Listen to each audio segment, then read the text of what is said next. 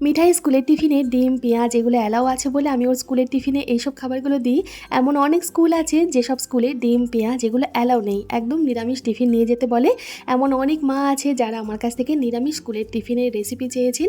দেখুন, এইভাবে আপনারা আলু সেদ্ধর সাথে একটু বেশি করে গোলমরিচের গুঁড়ো, স্বাদ অনুযায়ী লবণ আর একটু চিজ গ্রেট করে দিয়ে আলু সেদ্ধটা ভালোভাবে মেখে নিতে পারেন। এরপর আগে থেকে যে আটা মেখে রেখেছিলাম সেই আটার থেকে একটা মোটা করে লেচি কেটে তার মাঝখানে বাটি শেপ করে একটু বেশি করেই ওই আলু সেদ্ধটা পুর হিসেবে ভেতরে দিয়ে এইভাবে আস্তে আস্তে নিচের দিক থেকে আটাটা হাতের সাহায্যে ওপরের দিকে তুলে তুলে মুখটা বন্ধ করে নেব।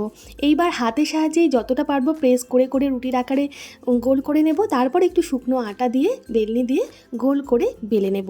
এরপর লোহার তাওয়াতে ঘরে তৈরি ঘি কিংবা মাখন দিয়ে এপিট ওপিট একটু সময় নিয়ে ভেজে নিলেই আমাদের নিরামিষ আলুর পরোটা তৈরি। শুধু মুখে তো খেতে ভালো লাগেই, টমেটো সস দিয়ে যদি টিফিনে দেন তাহলে বাচ্চার টিফিন বক্স ফাঁকা করে বাড়ি নিয়ে আসবে।